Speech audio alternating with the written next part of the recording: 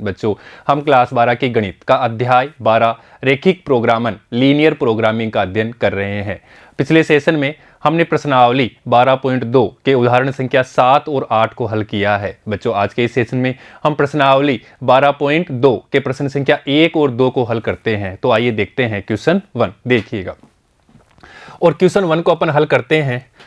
हमें क्वेश्चन दिया हुआ है कि रेशमा दो प्रकार के भोज्य P और Q को इस प्रकार मिलाना चाहती है कि मिश्रण में विटामिन अवयवों में 8 मात्रक विटामिन A हो तथा 11 मात्रक विटामिन B हो।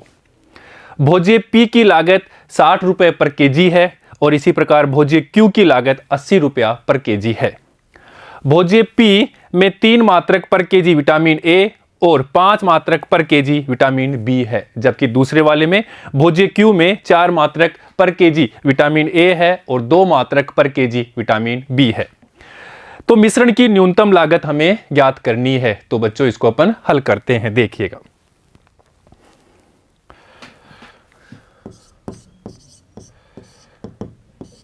माना मिश्रण में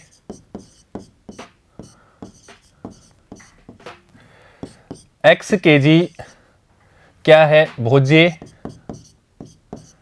P है, व y केजी भोज्य Q है। ये अपन मान लेते हैं और इन x और y के मान निकालेंगे और उसके बाद में अपन उद्देश्य फलन में इनको रखेंगे तो हमें अधिकतम और न्यूनतम मिल जाएंगे, अर्थात उद्देश्य फलन का अधिकतमीकरण और न्यूनतमीकरण हमें प्राप्त हो जाएगा। और हमें तो यहाँ पे न्यूनतम निकालना है तो न्यूनतम मान ले लेंगे। तो देखिएगा, अब अपन टेबल बना लेते हैं, सारणी बना लेते हैं। तो सारणी से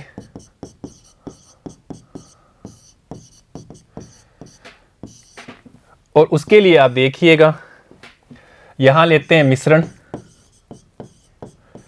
और मिश्रण है अपने पास भोज्य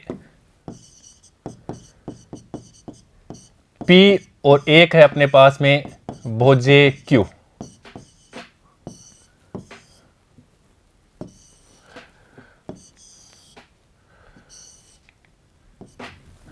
यहां पे अपन आवश्यकता ले लेते हैं, न्यूनतम आवश्यकता अधिकतम आवश्यकता किस किस की है, विटामिन कितना होना चाहिए, अधिकतम कितना, न्यूनतम कितना। और यहाँ पे अपन स्रोत लेते हैं, सोर्स। और सोर्स में हमें दिया हुआ है विटामिन्स, अर्थात एक है विटामिन A और दूसरा है विटामिन B।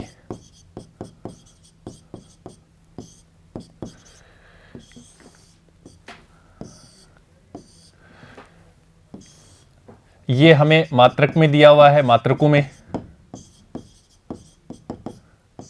इसी प्रकार इसको हमने मिश्रण में जो मान लिया है, यहाँ मिश्रण में भोज्य P की मात्रा x kg है, इसी प्रकार यहाँ पे हमने y kg माना है।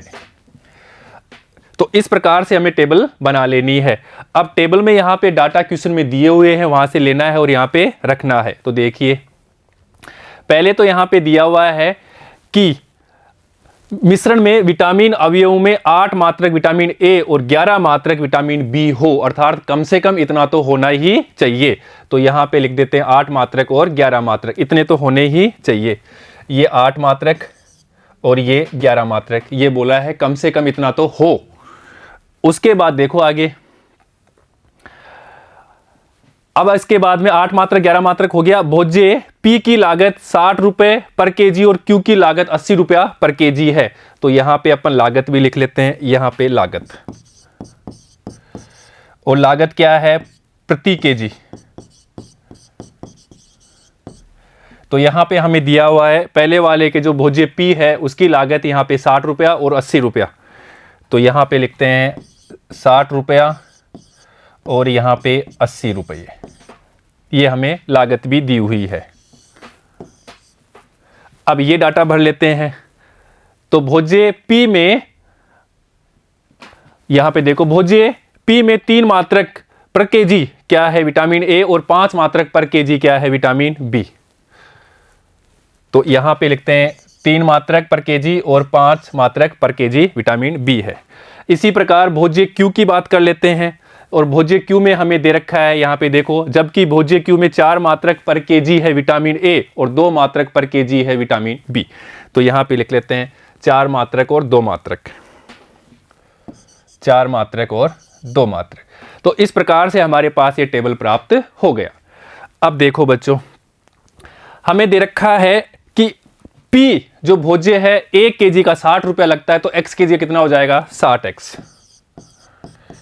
इसी प्रकार जो भोज्य Q है 1 केजी का हमें 80 रुपया लगता है, तो y केजी का 80y।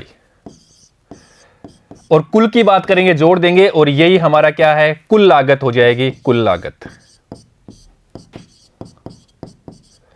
और इस कुल लागत को ही हमें अधिकतम और न्यूनतम करना है, अर्थात ये हमारा उद्देश्य फलन हो गया z बराबर 60x प्लस 80y। ये हमारा उद्देश्य फलन हो गया।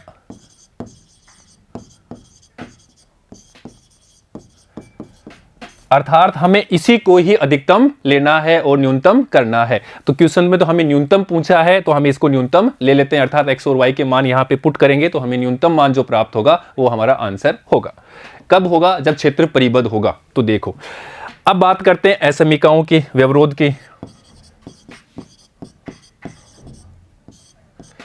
और व्यवरोध के लिए टेबल में देखो कह रहा है कि जो भोज्य P और Q के विटामिन है दोनों में मिलाकर कम से कम 8 मात्रक तो होना ही चाहिए, अर्थात उससे ज्यादा हो सकता है। तो ये क्या है, 1 केजी में 3 मात्रक, तो x केजी में कितना होगा 3x। इसी प्रकार 1 केजी में कौन सा है, भोज्य Q, तो भोज्य Q के 1 केजी में विटामिन A कितना होना चाहिए 4 मात्रक, तो y केजी में कितना हो जाएगा 4y।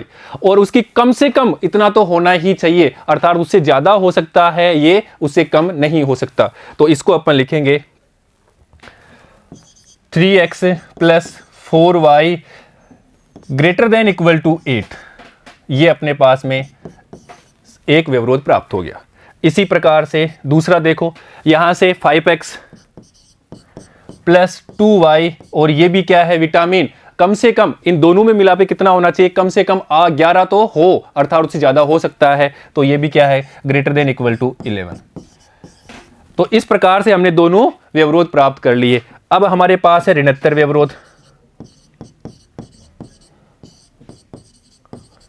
और ऋणोत्तर व्यवरोध के बारे में अपन जानते हैं कि या तो ये x और y क्या होगा, जीरो होगा, नहीं होगा तो जीरो होगा, और होगा तो कुछ न कुछ वैल्यू होगी, नेगेटिव तो नहीं हो सकती, इसलिए x greater than equal to 0 और इसी प्रकार y greater than equal to 0 होगा। अर्थात अब अपन क्या करेंगे, इन असमीकाओं से समीकरण में बदलने के बाद में अपन इनके x और y के मान निकालेंगे और फिर रेखाएं खींचेंगे, फिर रेखाओं का क्षेत्र देखेंगे, फिर उभयनिष्ठ क्षेत्र है, उभयनिष्ठ क्षेत्र होने पे अपन बात करेंगे परिबद्ध की, अपरिबद्ध की, फिर कोणीय बिंदु लेंगे, फिर z के मान ले लेंगे। तो देखिएगा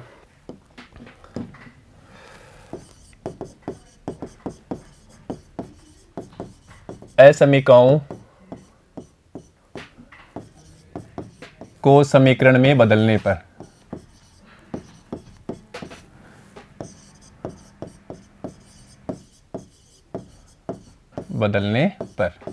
तो एक से पहली असमीका से, पहली असमीका है अपने पास में 3x plus 4y, 3x plus 4y greater than equal to है, तो अपन क्या करते हैं, समीकरण में बदल लेंगे, इज इक्वल टू का चिन्ह लगा देंगे, इज इक्वल टू 8, और यहीं से अपन ले लेंगे x और y के मान, ताकि हम रेखाएं खींच सके, निर्देशांक मिल जाएंगे हमें।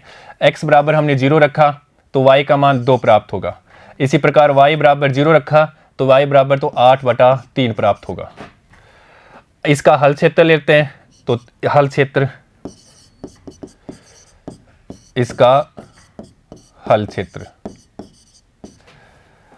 हल क्षेत्र के लिए असमीका है अपने पास 3x plus 4y greater than equal to 8 में x बराबर 0 और y बराबर 0 रखने पर,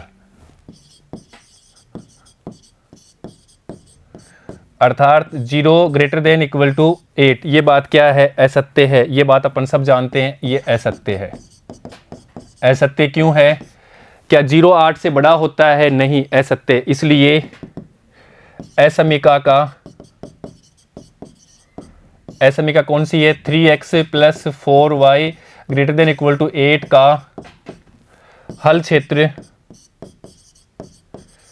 रेखा रेखा कौन सी, ये वाली रेखा व रेखा के ऊपर का क्षेत्र होगा, अर्थात मूल बिंदु के दूसरी तरफ। इसी प्रकार अपन बात कर लेते हैं दूसरी असमीका की, तो 2 से, और दूसरी असमीका हमारे पास में यहां पे है 5x + 2y is equal to, यहां पे अपन समीकरण बदल देंगे, ग्रेटर देन इक्वल टू है तो इज इक्वल टू लगा देंगे, तो यहां पे लिखेंगे 5x + 2y = 11। यहां पे भी अपन x और y के मान ले लेंगे, x y, ताकि अपन रेखाएं खींच सकें। तो x बराबर पहले 0 रखेंगे तो यहां 11/2, फिर अपन y बराबर 0 रखेंगे तो यहां प्राप्त होगा 11/5। तो इस प्रकार से हमारे पास में निर्देशांक प्राप्त हो गए। अब इसका हल क्षेत्र देख लेते हैं, और हल क्षेत्र के लिए असमीका है 5x + 2y > 11 में x बराबर 0 और y बराबर 0 रखने पर, y बराबर 0 रखने पर, तो 0 > 11 ये बात भी असत्य है, इसलिए इसका हल क्षेत्र रेखा कौन सी वाली, ये वाली रेखा व रेखा के ऊपर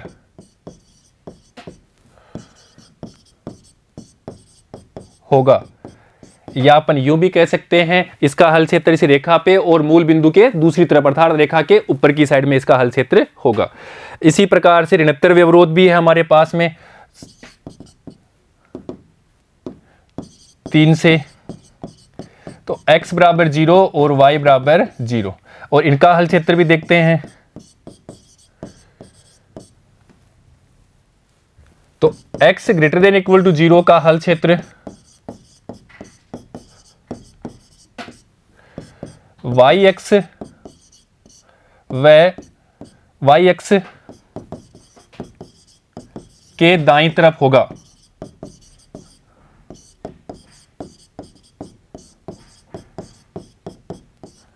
और इसी प्रकार y > 0 का हल क्षेत्र,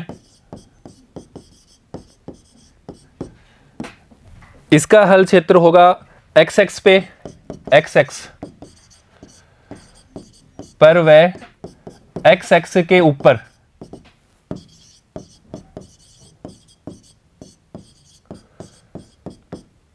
तो इस प्रकार से हमने इनके हल क्षेत्र भी प्राप्त कर लिए और इनके निर्देशांक भी प्राप्त कर लिए, अर्थात इन निर्देशांकों से अपन रेखाएं खींच लेंगे। तो देखिएगा रेखाएं खींच लेते हैं अपन।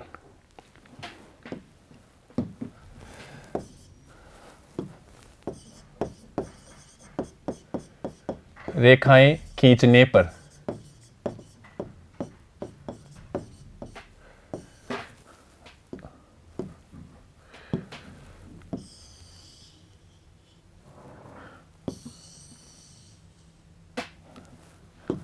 मूल बिंदु x yx y डैश और इसी प्रकार से x डैश। अब देखते हैं यहां से निर्देशांक लेते हैं 0 2 8/3 0, तो निर्देशांक है 0 2 और 8/3 0, तो अपन मान लेते हैं यहां पे तो आएगा 0 2, और अपन मान लेते हैं यहां पे आएगा इसका 8/3 0, और इनको मिला देते हैं तो अपने पास में ये रेखा प्राप्त हो जाएगी। ये अपने पास में रेखा प्राप्त हो गई, ये वाली रेखा है 3x + 4y = 8, तो यहां लिख लेते हैं 3x + 4y = 8, ये रेखा हमारे पास प्राप्त हो गई। और इसी प्रकार इसका हल क्षेत्र देखते हैं, ये असत्य बात है, हमने क्या रखा मूल बिंदु पे 0 0 रखा तो असत्य है, अर्थात इसका हल क्षेत्र कहाँ होगा, रेखा पे और रेखा के ऊपर होगा। तो इसका हल क्षेत्र कहाँ होगा, इस रेखा पे होगा और इस रेखा के ऊपर होगा। ठीक है बच्चों, अब बात करते हैं दूसरी रेखा की। तो देखो यहां से अपन बात करेंगे दूसरी रेखा, तो दूसरी रेखा है 0 11/2 और 11/5 0। तो 0 11/2 और 11/5 0। तो इसको भी अपन प्लॉट कर लेते हैं। तो मान लेते हैं यहाँ पे होगा अपना 0 11/2 और इसी प्रकार से अपन मान लेते हैं 11/5। तो 11/5 यहाँ पे मान लेते हैं 11/5 0। इसकी अपन रेखा खींच लेते हैं। तो ये हमने रेखा खींच ली।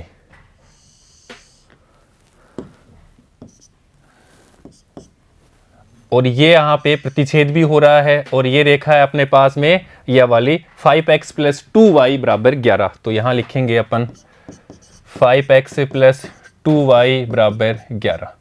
तो ये अपने पास दूसरी रेखा खींच ली। इसका हल क्षेत्र भी देखो बच्चों, इसका हल क्षेत्र कहाँ है, यहाँ पे अपन बात करेंगे। ये देखिए, ये हल क्षेत्र अपने यहाँ से प्राप्त किया था। ये बात भी क्या है, असत्य। हमने ऐसा समीकरण में 0 0 रखा, x की 0 y की जगह 0 रखा। तो ये भी क्या है, 0 बड़ा होता है क्या 11 से, नहीं, असत्य है। तो इसका हल क्षेत्र रेखा और रेखा के ऊपर होगा, अर्थात इसका हल क्षेत्र कहाँ होगा, इस रेखा पे और रेखा के ऊपर होगा। इसी प्रकार अपन ऋणोत्तर व्यवरोध की बात कर लेते हैं और उनका हल क्षेत्र देखिएगा। ये अपने पास ऋणोत्तर व्यवरोध थे, उनका हल क्षेत्र देखो y x पे और y x के दाईं तरफ, अर्थात इसका हल क्षेत्र प्राप्त कर लेते हैं x > 0। इसका हल क्षेत्र कौन सा होगा, यहाँ पे होगा और इधर होगा। इसी प्रकार y > 0, इसका हल क्षेत्र का इस पे होगा और इधर होगा। तो बच्चों इन चारों से असमीकाओं से हमें उभयनिष्ठ क्षेत्र कौन सा प्राप्त हो गया, इन चारों असमीकाओं से हमें उभयनिष्ठ क्षेत्र देखो बच्चों, ये वाला उभयनिष्ठ क्षेत्र प्राप्त हो रहा है। ये अपना उभयनिष्ठ क्षेत्र, उभयनिष्ठ क्षेत्र है। चारों से क्यों है, ये क्यों है, दोबारा देख लीजिएगा। हमने देखा पहले ये वाली रेखा है 5x + 2y = 11 और इसको असमीका क्या है, 5x + 2y > 11। x की जगह 0, y की जगह 0 असमीका में रखा। तो वो बात क्या थी, असत्य थी, इसलिए इसका हल क्षेत्र कहाँ होगा, इसका हल क्षेत्र यहाँ होगा। इसी प्रकार 3x + 4y = 8, ये असमीका में बदलते हैं। तो 3x + 4y > 8, अर्थात इसका हल 0 0 रखेंगे यहाँ पे, तो इसका हल क्षेत्र भी ये वाला ही प्राप्त होगा। अर्थात अब देखते हैं ये वाले ऋणोत्तर व्यवरोध। अब ऋणोत्तर व्यवरोध के हल क्षेत्र भी देखा, ये वाला और ये वाला है। तो इन चारों असमीकाओं से उभयनिष्ठ क्षेत्र कौन सा हो रहा है, ये वाला जो रेड कलर में हमने लाइनें खींची, ये वाला क्या है, उभयनिष्ठ क्षेत्र है। अर्थात इसके कोणीय बिंदु कौन कौन से हो गए, एक तो ये हो गया, एक ये हो गया और एक ये हो गया। तो इसके निर्देशांक तो है, ये इसको ए मान लेते हैं, ये बी और ये सी। ए के निर्देशांक है, बी के हमारे पास अभी निर्देशांक नहीं है। तो प्रतिच्छेद, दो रेखाएं प्रतिच्छेद कर रही है, अर्थात दो रेखाएं यहाँ पे खींची हमने, तो क्या कर रही है, प्रतिच्छेद कर रही है। तो दो रेखाएं प्रतिच्छेद करती है, उनके निर्देशांक अपन निकाल सकते हैं समीकरणों की सहायता से, और इसके निर्देशांक भी हमारे पास में है। तो और क्षेत्र कैसा है, यह है अपरिबद्ध। और अपरिबद्ध क्यों है, अपरिबद्ध इसलिए है किसी एक दिशा में इसका विस्तार है, क्या है, असीमित विस्तार है, इसलिए अपन कह सकते हैं ये क्षेत्र क्या है, अपरिबद्ध है। अब देखो बच्चों, पहले तो हमें क्या करना है, इस बी के निर्देशांक निकालना है, और उसके लिए हमें देखिएगा दोनों रेखाएं हमारे पास में है, इनको अपन क्या कर देते हैं, हल कर लेते हैं। तो देखो एक अपने पास में 3x + 4y = 8 और दूसरी रेखा है 5x + 2y = 11। या तो अपन इसको 5 से गुणा कर लेते हैं दोनों तरफ, और इसी प्रकार इसको भी अपन 3 से गुणा कर लेंगे, तो अपने पास क्या हो जाएगा, x के जो निर्देशांक है अर्थात x के गुणांक है वो क्या हो जाएंगे, बराबर हो जाएंगे, और फिर उनको घटा देंगे, हमारे पास प्राप्त हो जाएंगे इनके निर्देशांक। या अपन यहाँ पे देखो x बराबर अपन क्या रखते हैं, 2 रख लेते हैं, तो 3 दूना 6, और यहाँ पे y बराबर 1/2 रख लेते हैं, तो +2, तो 3 दूना 6 + 2 8 हो जाएगा। तो यहाँ पे लिख लेते हैं 6 प्लस यहाँ पे रखेंगे 1/2, तो 2, ये 8, ये संतुष्ट कर रहा है अर्थात। अब यहाँ पे भी रखते हैं 2, तो 10, और यहाँ पे रखेंगे 1/2, 1 हो जाएगा, तो ये भी 11, तो ये भी संतुष्ट कर रही है। तो इसके निर्देशांक अपने पास 2 और 1/2 प्राप्त हो जाएंगे। आप ऐसा इसको हल कर सकते हैं, कैसे करेंगे, पहली वाली जो समीकरण है उसको 5 से गुणा करना है, दूसरी वाली जो समीकरण है उसको 3 से गुणा करना है।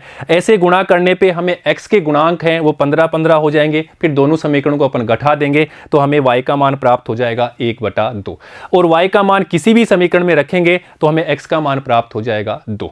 या फिर दूसरा तरीका भी है, जैसे हमने किया यहाँ पे हमने x बराबर क्या रखा, 2 रखा, y बराबर 1/2 रखा, तो इसको संतुष्ट कर गया, दूसरे वाले समीकरण को भी संतुष्ट कर गया, अर्थात इसके निर्देशांक 2 और 1/2 हो जाएंगे। अब हमारे पास में कोणीय बिंदु प्राप्त हो गए। अतः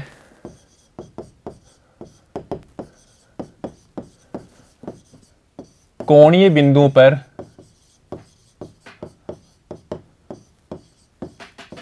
पर z के मान वो हमें प्राप्त करने हैं। तो देखा, यहां पे लेते हैं कोणीय बिंदु,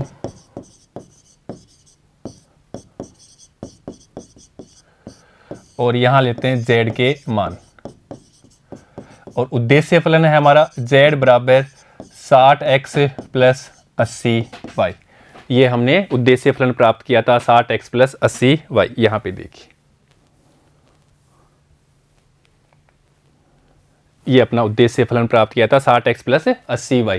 तो बच्चों, इसी को हमें अधिकतम और न्यूनतम करना है यहाँ के लिए, और हमारे पास में कोणीय बिंदु प्राप्त हो गए। तो पहला कोणीय बिंदु A वो लेते हैं अपन ग्राफ से, अर्थात A 8/3 0।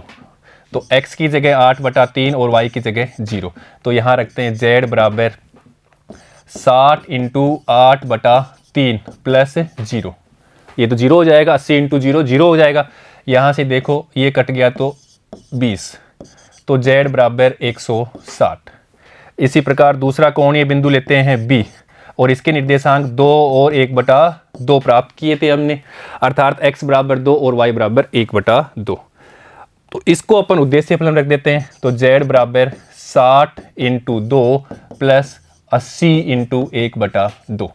तो z बराबर 120 प्लस ये हो जाएगा 40, 40 = 160।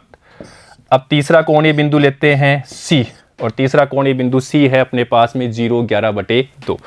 x बराबर 0, y बराबर 11/2। और यहाँ पर अपन देखते हैं z के मान। तो z बराबर 0 × 60 0 प्लस 80 × 11/2, ये 40 हो जाएगा, अर्थात यहाँ पे देखो 440। तो इस प्रकार से हमें z के मान प्राप्त हो गए कोणीय बिंदु पे।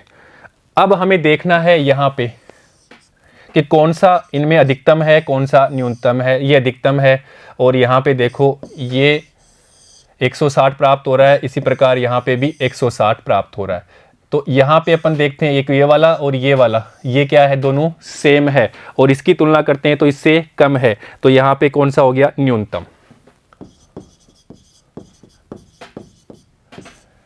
अब ध्यान देने वाली बात है, अगर ये क्षेत्र कैसा होता, परिबद्ध होता, तो अपना ये 160 आंसर हो जाता, परंतु यहाँ पे क्षेत्र क्या है, अपरिबद्ध है, इसलिए ये आंसर हो भी सकता है और नहीं भी। इसकी अपन जांच करते हैं, देखिएगा। यदि उभयनिष्ठ क्षेत्र या सुसंगत क्षेत्र परिबद्ध होता,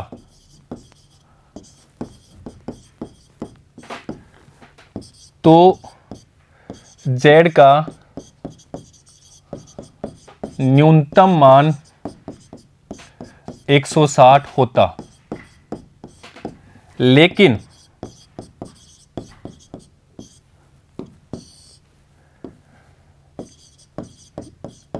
यहां पर प्राप्त क्षेत्र अपरिबद्ध है,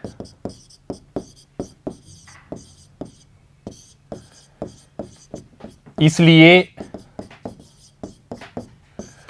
160 न्यूनतम मान हो भी सकता है, न्यूनतम मान हो भी सकता है,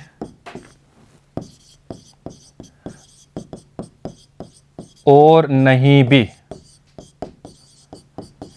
ये हमें पता करना है। इसके लिए हम लेते हैं, अर्थात उद्देश्य फलन 60x प्लस 80y, ये क्या हो सकता है, 160 से कम हो भी सकता है, अर्थात लेस देन 160। अब देखिए, या अपन इसको लिख सकते हैं 6x plus 8y less than 16, या अपन इसको लिख सकते हैं, देखिएगा अपन 2 का भाग दे देते हैं तो 3x plus 4y less than 8।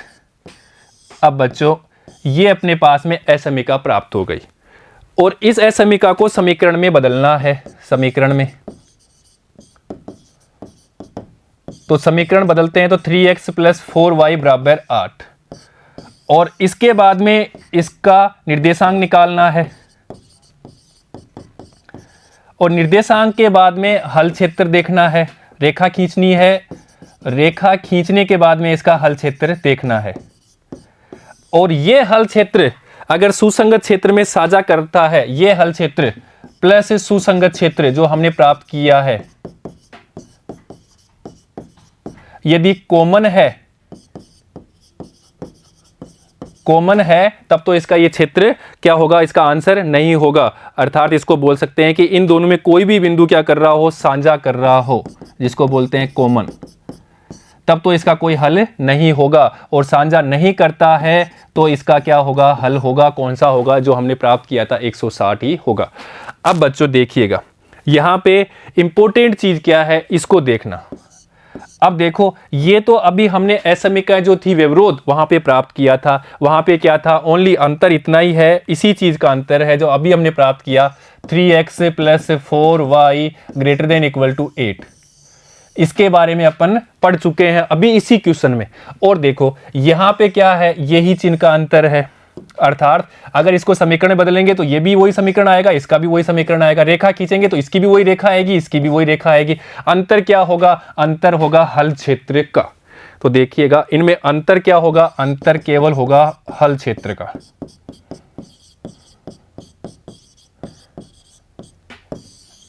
अब ध्यान दो, अगर ये समीका यहां पे प्राप्त नहीं होती, देखो हमने प्राप्त किया यहां पे ये वाली समीका, और यहां पे क्या है, ये वाली, दोनों में अंतर क्या है, ओनली इसी चीज का अंतर है।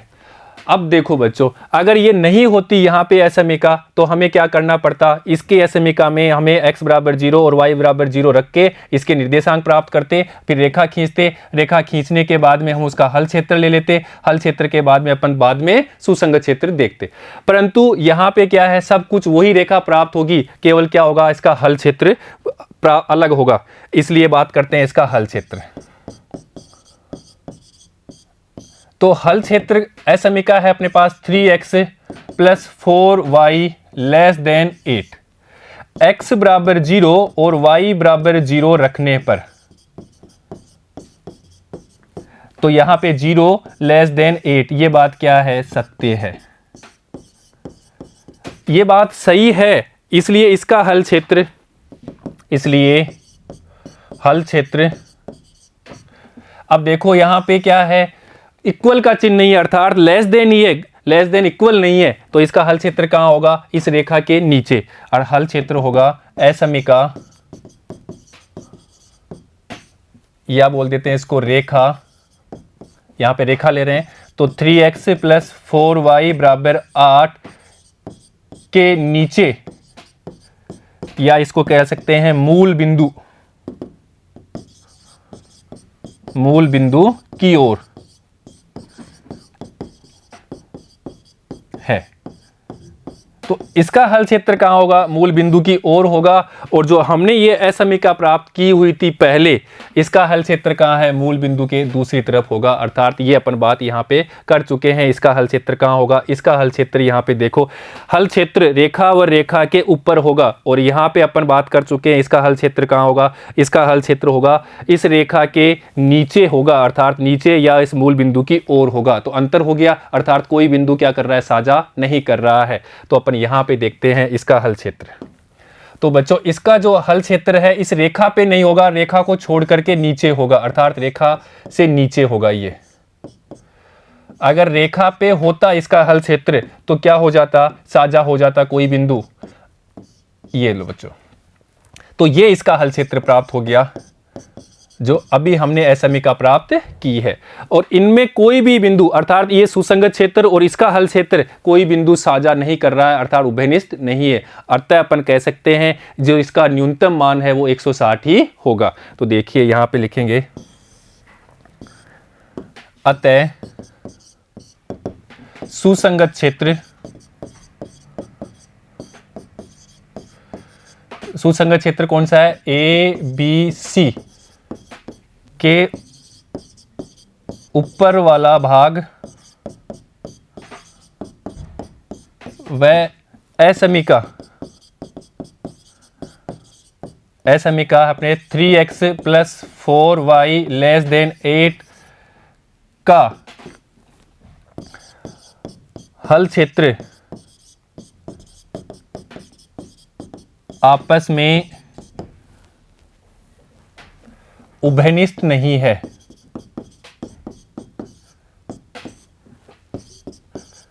नहीं है या साझा नहीं करता।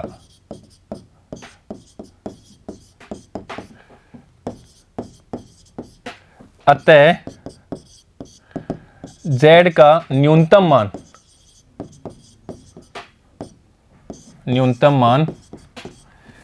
160 ही होगा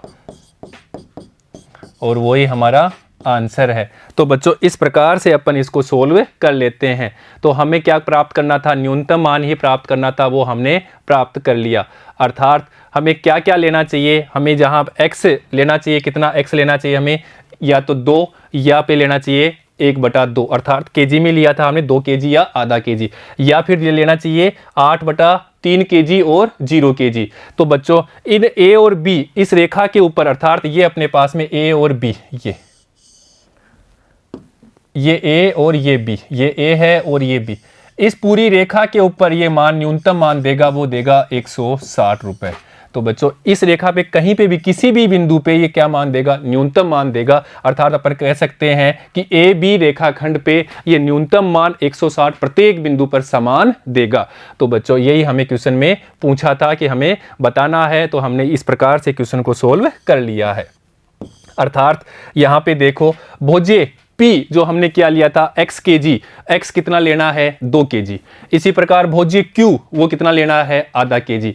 तो यहाँ पे कितना हो जाएगा, अपने पास न्यूनतम जो पैसा लगेगा वो 160 रुपये लगेगा। या अपन कह सकते हैं इसको कितना लेना है, इसको लेना है 8/3 kg, या इसको कितना लेना है 0 kg, तब भी कितना पैसा लगेगा, न्यूनतम पैसा लगेगा 160 रुपया। तो इस प्रकार अपन क्वेश्चन को सोल्व कर लेते हैं।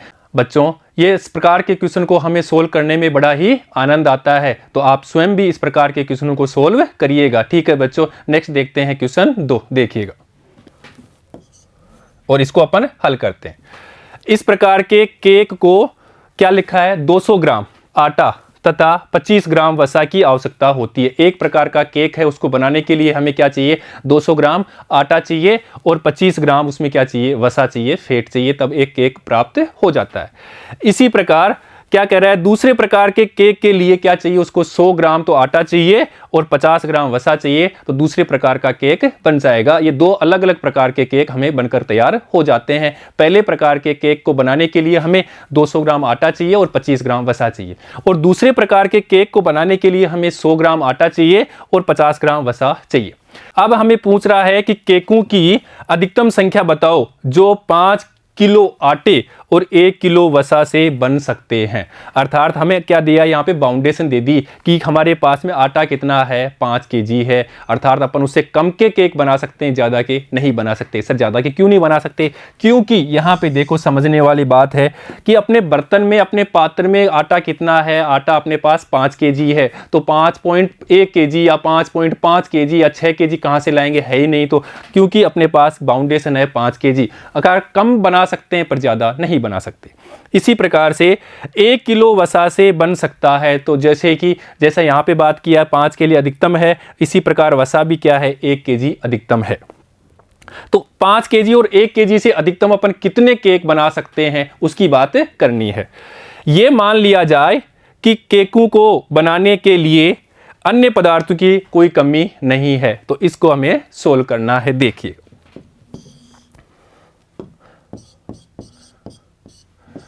माना पहले प्रकार के केक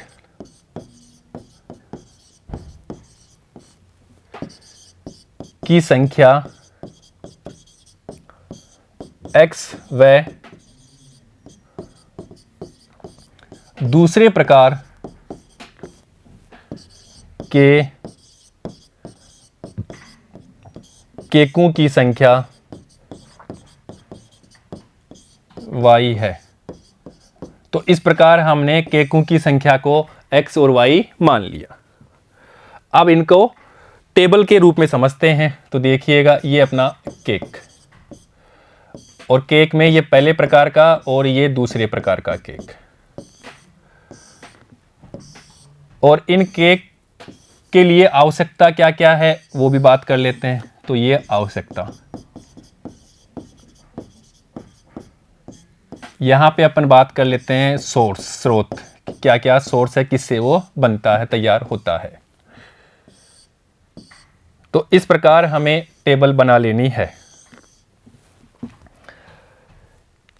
अब देखिए, हमने पहले प्रकार के केक की संख्या को x मान लिया और ये इसी प्रकार दूसरे प्रकार के केक की संख्या को हमने y मान लिया।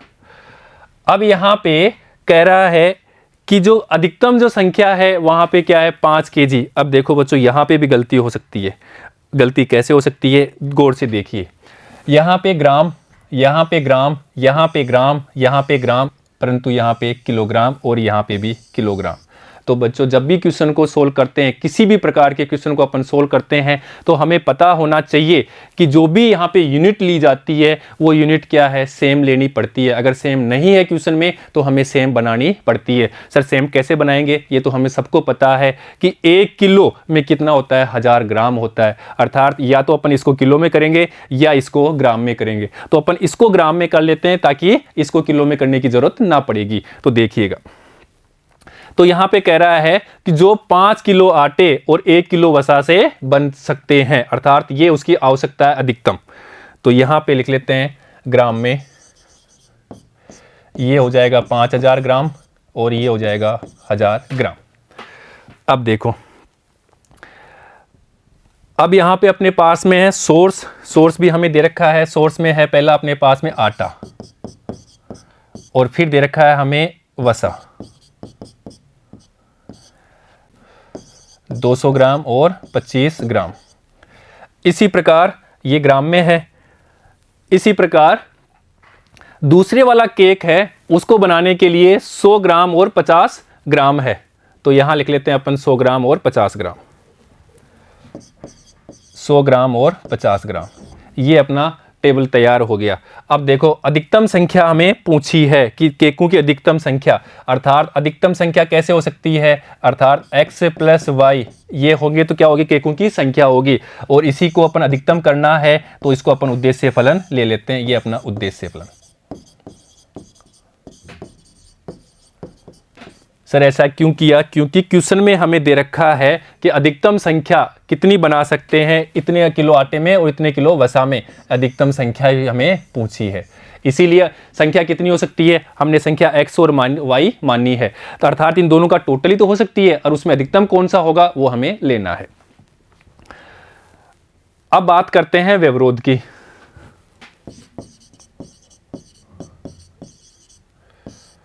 और व्यवरोध के लिए देखिएगा, यहां पे कह रहा है कि एक केक के लिए क्या है, 200 ग्राम, और दूसरे जो प्रकार का केक है उसके लिए कितना है, 100 ग्राम। कुल अपने पास आटा कितना है, कुल अपने पास आटा है 5000 ग्राम। अर्थात 5000 से कम हो सकता है, ज़्यादा तो नहीं हो सकता। कहाँ से लाएंगे, तो अपन लिख सकते हैं इसको, एक के लिए इतना है तो x के लिए 200x, तो यहाँ पे लिखेंगे 200x। इसी प्रकार एक केक के लिए 100 ग्राम तो y के लिए 100y, और इनका टोटल कितना है, 5000 से कम हो सकता है, बराबर हो सकता है, पर ज़्यादा नहीं हो सकता। अर्थात इसको अपन लिख सकते हैं, देखिए यहाँ पे <= 5000। अर्थात ये चीज़ क्या हो सकती है, 5000 से कम हो सकती है, बराबर हो सकती है, परंतु ज़्यादा नहीं हो सकती। इसीलिए हमने ये वाला चिन्ह लगाया है। इसी प्रकार यहाँ पे देखो, ये हो जाएगा 25x + 50y <= 1000। ये दूसरी SMIका प्राप्त हो गई। और ऋणोत्तर व्यवरोध x greater than equal to 0 और y greater than equal to 0, ये SMIका 3। ये क्यों लिया? या तो k की संख्या 0 होगी या 1 2 3 होगी, नेगेटिव नहीं हो सकती, इसलिए ग्रेटर देन इक्वल टू 0 लिया है। अब बच्चों देखिएगा, समीकरण में बदलने पर, SMIकाओं को समीकरण में बदलने पर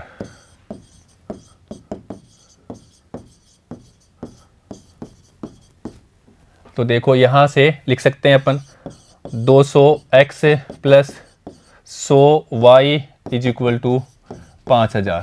ये कहाँ से? 1 से, SMIका 1 से, यहाँ से। या अपन इसको लिख सकते हैं 2x plus y is equal to 50। 100 का अपन भाग दे दिया तो 50। और यहीं से अपने पास में x और y के मान प्राप्त हो जाएंगे, अर्थात निर्देशांक हमें मिल जाएंगे ताकि रेखाएं खींच लेंगे। तो पहले देखो यहाँ पे x 0 रख लेते हैं, y का मान 50, फिर y 0 रख लेते हैं तो x 25। अब इसका हल क्षेत्र देख लेते हैं। हल क्षेत्र के लिए x की जगह 0 रखना है और y की जगह 0 रखना है, किसमें? SMIका में, अर्थात 2x प्लस y यहाँ पे अपने पास में SMIका है लेस देन इक्वल टू 50। तो 0 लेस देन इक्वल टू 50, ये बात क्या है? सत्य है। सत्य है तो इसका हल क्षेत्र कहाँ होगा? इस रेखा पे और रेखा के नीचे। तो हल क्षेत्र रेखा पर व रेखा से नीचे,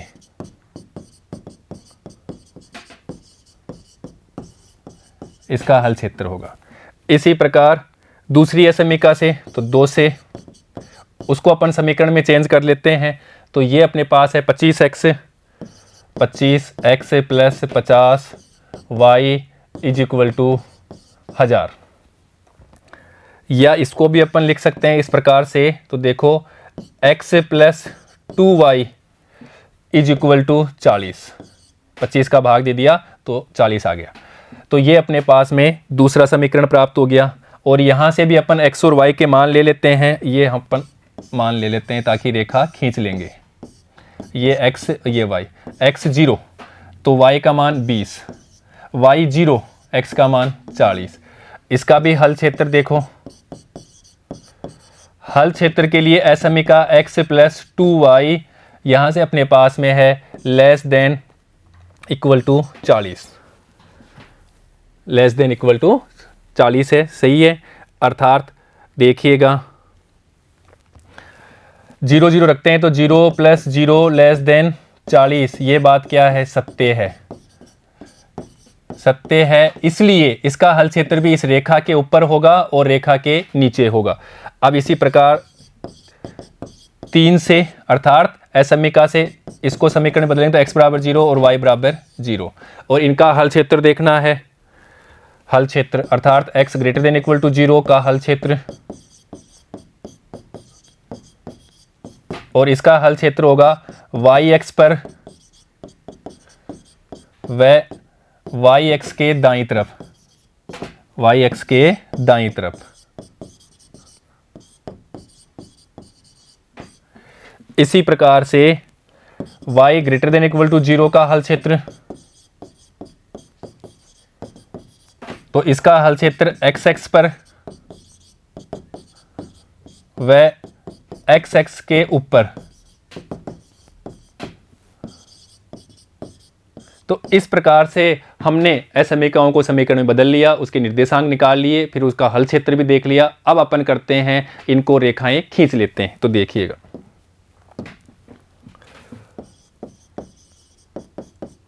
रेखाएं खींचने पर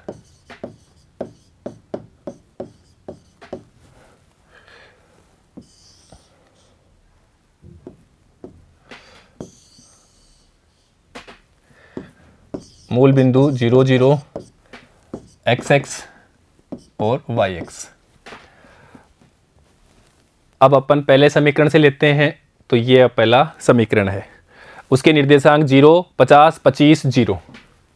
तो 0 50 व 25 0 से रेखा खींचने पर, तो मान लेते हैं यहाँ पे हो गया 0 50 और इसी प्रकार यहाँ मान लेते हैं 25 0। और इनको मिला देते हैं तो ये अपने पास में एक रेखा मिल जाएगी। ये अपने पास रेखा मिल गई। दोनों निर्देशांकों से खींचने पे रेखा प्राप्त हो गई। निर्देशांक ये थे और रेखा अपने पास में 2x + y बराबर 50। तो यहाँ लिख लेते हैं 2x + y बराबर 50।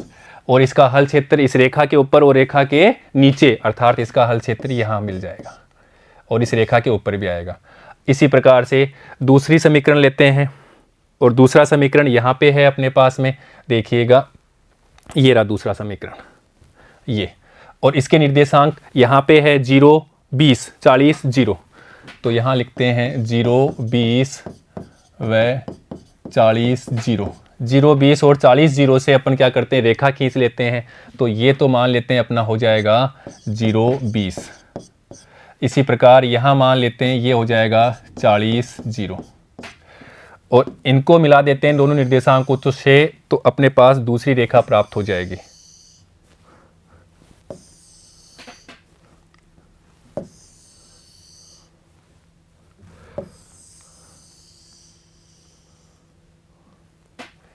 ये मान लेते हैं अपनी दूसरी रेखा प्राप्त हो गई, ये दूसरी रेखा, और ये रेखा है, यहाँ से बात कर लेते हैं x + 2y बराबर 40। तो यहाँ लिखते हैं x + 2y बराबर 40। तो इस प्रकार से अपने पास दोनों रेखाएं ये वाली हो गई और ये रेखा ये वाली हो गई। इसका हल क्षेत्र भी कहाँ है, इस रेखा का हल क्षेत्र इस रेखा के ऊपर और रेखा के नीचे, ये अपन बात कर चुके हैं। यहाँ पे इनका हल क्षेत्र, क्योंकि ये सत्य है तो इस रेखा के ऊपर होगा और रेखा से नीचे होगा। इसी प्रकार से ये ऋणात्तर व्यवरोध हैं, इनके हल क्षेत्र भी अपन बात कर चुके हैं। तो इनका हल क्षेत्र ये वाला होगा और ये वाला होगा। अब चारों असमीकाओं से इनका हल क्षेत्र देखिएगा उभयनिष्ठ है क्या, तो यहाँ पे अपन बात कर लेते हैं उभयनिष्ठ क्षेत्र की। तो देखिएगा ये अपने पास में उभयनिष्ठ क्षेत्र प्राप्त हो गया चारों असमीकाओं से, और ये रेखा के ऊपर भी है, अर्थात ये अपना क्षेत्र प्राप्त हो गया। ये A ले लेते हैं, ये अपन B दे देते हैं और ये C दे देते हैं। अब B के निर्देशांक भी हमें चाहिए और B के निर्देशांक अपन निकाल सकते हैं। दो रेखाएं हैं, दो रेखाएं प्रतिच्छेद कर रही है, तो इनको हल कर लेंगे तो इनके निर्देशांक प्राप्त हो जाएंगे। तो पहली रेखा है अपने पास में x + 2y बराबर 40 और दूसरी है 2x + y बराबर 50। तो बच्चों यहाँ पे देखिए, अगर अपन x बराबर रखें, यहाँ पे x बराबर 20 रखें और y बराबर 10 रखें, तो 20 दूना 40, 10 50 सही है यहाँ के। अब यहाँ पे देखो, यहाँ पे 10 दूना 20 दूना 40, ये भी सही है। यहाँ पे रखेंगे अपन, देखो 20 और प्लस 20 40, तो ये सही है। तो इस प्रकार से अपन इनके निर्देशांक निकाल सकते हैं, या फिर अपन यहाँ पे इसको 2 से मल्टीप्लाई कर लेते हैं और फिर इसमें से घटा देंगे तो हमें x बराबर 20 प्राप्त हो जाएगा, और फिर x का मान अपन किसी भी समीकरण में रखेंगे तो y का मान 10 प्राप्त हो जाएगा। तो इसके निर्देशांक b के निर्देशांक 20 और 10 प्राप्त हो गए। और क्षेत्र कैसा है, क्षेत्र उभयनिष्ठ है। तो ये लिख देते हैं अपन उभयनिष्ठ क्षेत्र। अब देखो बच्चों, उभयनिष्ठ है, अपरिबद्ध है या परिबद्ध है, तो ये दिखने से पता लग रहा है परिबद्ध है, तो उभयनिष्ठ परिबद्ध क्षेत्र है।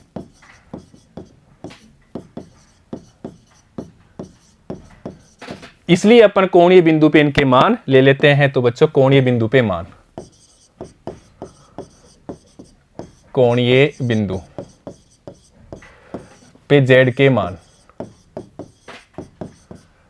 और z है हमारे पास z बराबर x + y, और कोणीय बिंदु है अपने पास में a, ये अपने कोणीय बिंदु a।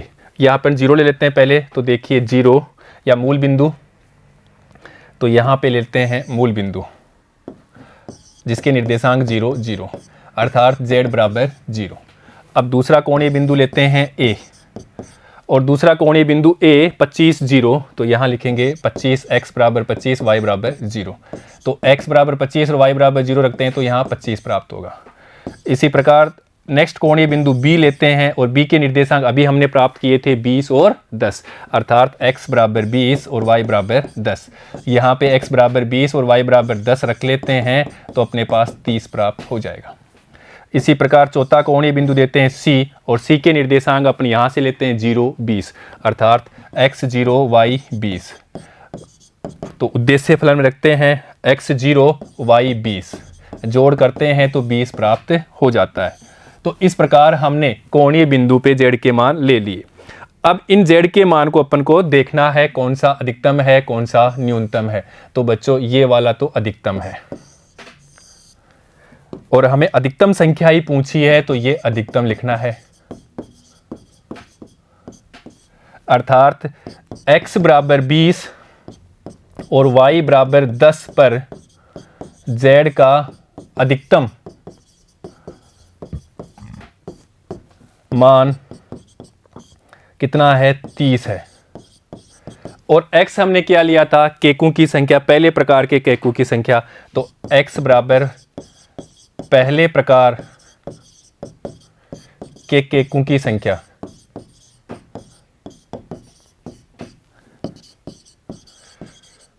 वो कितनी लेनी है, हमें 20 लेनी है। इसी प्रकार y बराबर दूसरे प्रकार के केकों की संख्या, और वो कितनी लेनी है, हमें 10 लेनी है।